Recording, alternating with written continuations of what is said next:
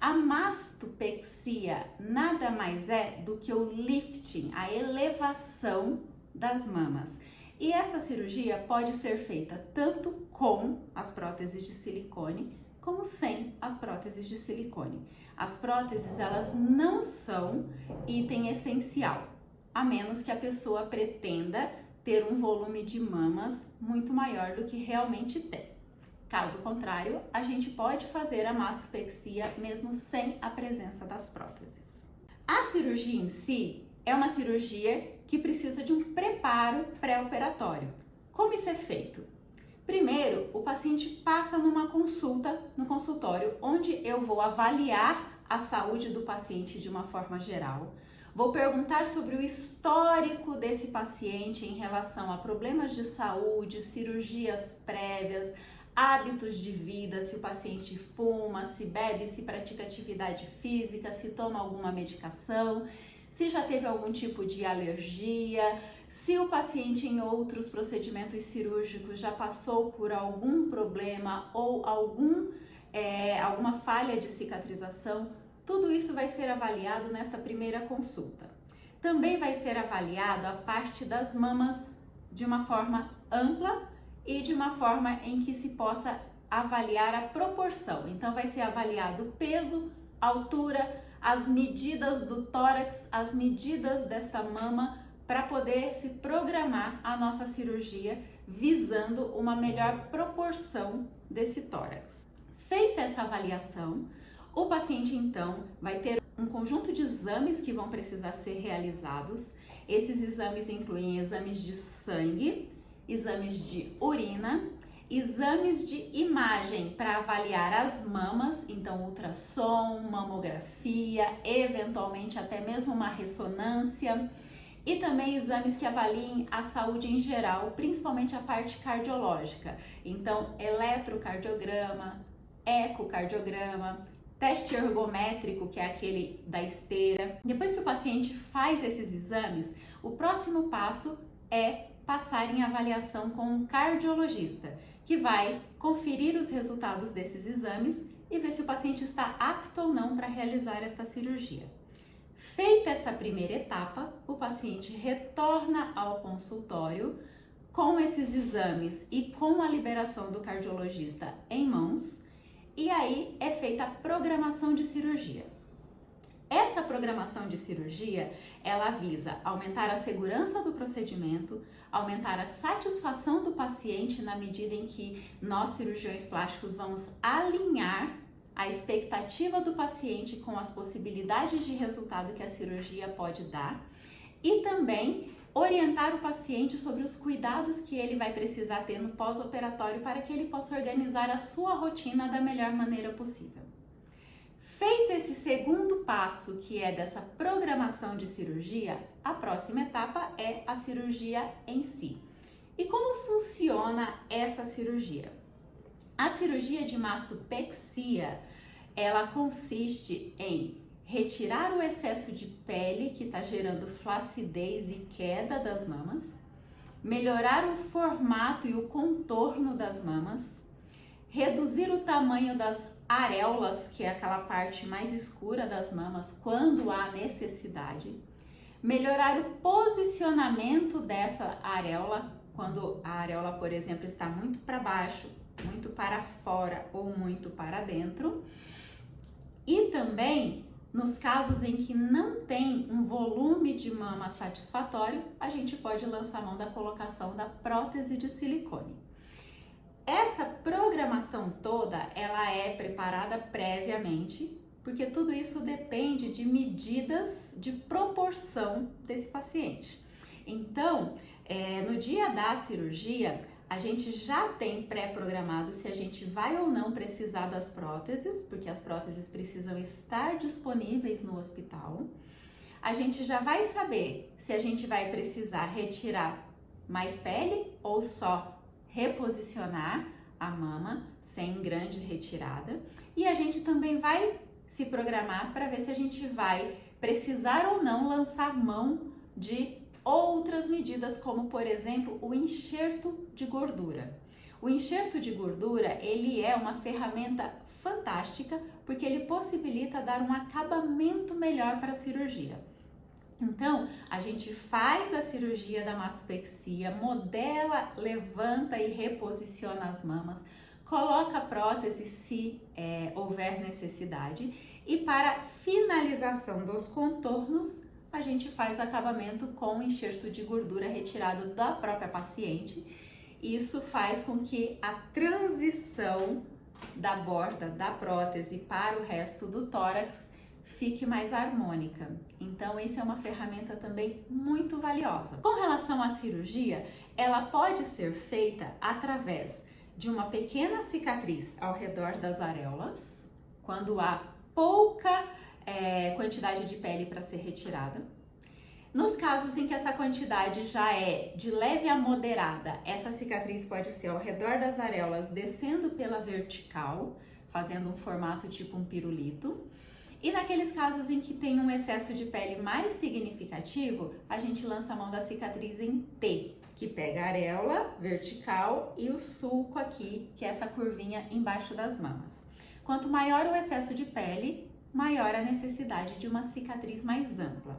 Mas lembre-se, a cicatriz, ela não tem que ser um ponto negativo, porque através de uma cicatriz um pouco maior, às vezes o cirurgião plástico consegue dar um resultado muito melhor.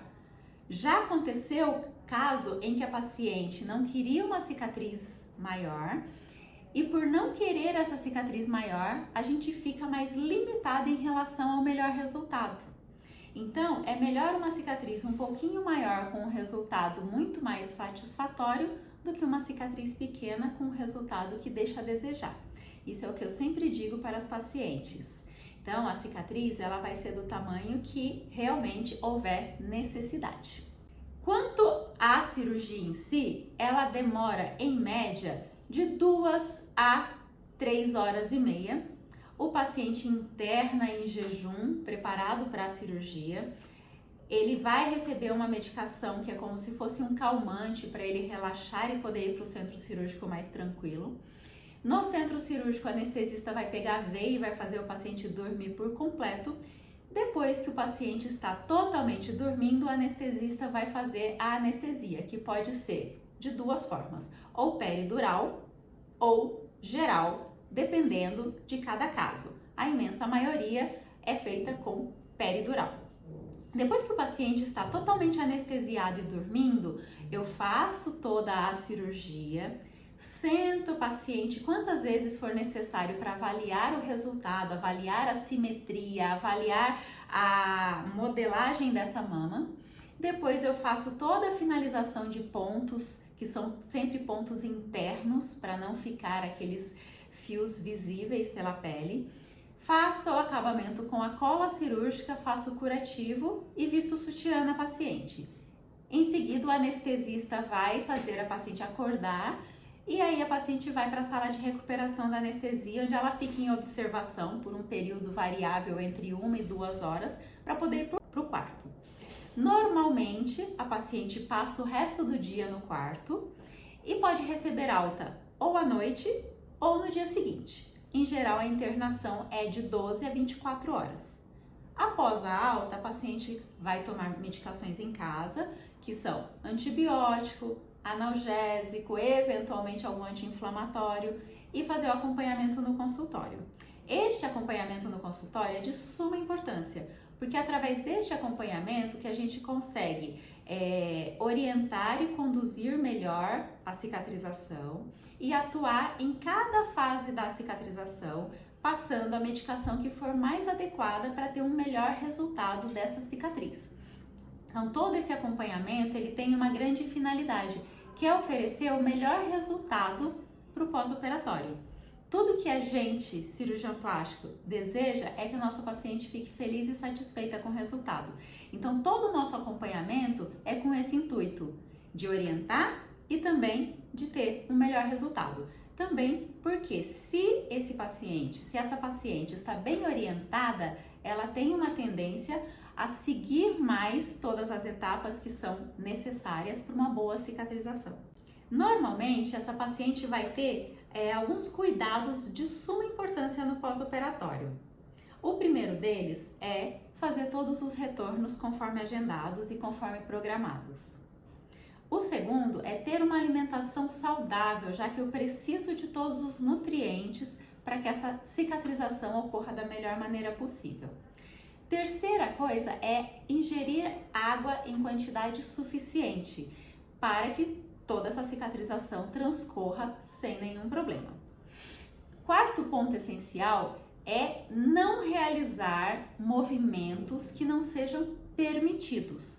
Então, por exemplo, quando a gente opera a mama, eu peço para a paciente evitar esse tipo de movimento no primeiro mês após a cirurgia, porque esses movimentos fazem com que a pele fique tracionada e com isso force muito a região do corte, podendo abrir o nosso corte ou alargar a nossa cicatriz. Em geral, eu libero as pacientes para levantar o braço até a altura do ombro com 1 mês e pegar peso até 5 quilos. Para levantar os braços bem acima da cabeça com 2 meses, também é quando eu libero para deitar de lado. Com 3 meses, eu libero para musculação, todo e qualquer tipo de esforço, exercício físico, inclusive a parte do tórax superior. E somente com 4 meses eu libero para tomar sol e deitar de bruço, ou seja, deitar em cima das mamas. Então essas são as últimas coisas que são liberadas no pós-operatório. Mas a cicatriz ela ainda passa por várias etapas até ela ser considerada uma cicatriz final. Geralmente esse prazo vai em torno de 1 ano, 1 ano e meio, em algumas pessoas até 2 anos. Neste período, a cicatriz vai sofrendo processo de maturação, de amadurecimento, em que ela vai ficando com mais características de uma cicatriz final. Em geral, nos primeiros 2, 3 meses, a cicatriz é mais avermelhada, mais visível, porque ela está numa fase mais inicial. À medida que o tempo vai passando, a cicatriz tende a ir ficando mais discreta, mais clara e mais picada. Isso são as etapas pelas quais a cicatriz vai passar invariavelmente. Em geral, essa cirurgia não é uma cirurgia que cause muita dor nas pacientes. As medicações usadas no pós-operatório conseguem controlar a dor perfeitamente.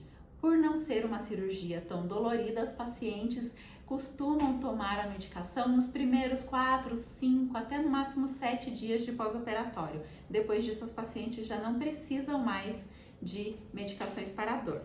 Por fim, o que a gente espera do resultado dessa cirurgia? A gente espera que essas mamas tenham uma forma mais harmônica, que esse peito fique mais em pé, que o colo fique mais desenhado, que essas mamas, mesmo sem sutiã, não esparramem e não caiam para as laterais, que essa paciente, quando coloque um biquíni, não precise ficar se preocupando que a mama está saindo fora do biquíni, esparramando, e nem que precise de uma grande sustentação. A manutenção desse resultado por mais tempo vai depender, claro, da qualidade da pele da paciente, do volume das mamas e também do cuidado pós-operatório. Mamas muito grandes são mais pesadas e sofrem maior ação da gravidade, que puxa sempre tudo para baixo. Então, com o passar dos anos, a tendência é que as mamas maiores caiam mais rapidamente. Mamas menores sofrem menor ação da gravidade, então elas têm uma tendência a cair menos. Mas a qualidade da pele influencia muito nessa queda ou não. Pacientes que têm uma pele mais firme, a mama tende a ficar mais firme por mais tempo. Pacientes que têm uma pele com muita estria, com muita flacidez, tende a cair mais rapidamente. Então, o uso do sutiã ajuda e muito na manutenção desse resultado por um período maior. Assim sendo, agora que eu já expliquei sobre a mastopexia, eu gostaria de te pedir que se inscrevesse aqui nesse canal, porque assim você consegue receber todas as atualizações que eu postar a respeito de cirurgia plástica. E vai ter muita coisa legal aqui. Então, eu vou estar postando sempre atualizações, assuntos novos, tirando dúvidas, sempre a respeito do mundo da cirurgia plástica. Então, clique, se inscreva e ative o sininho para que você seja notificado cada vez que eu postar um vídeo novo.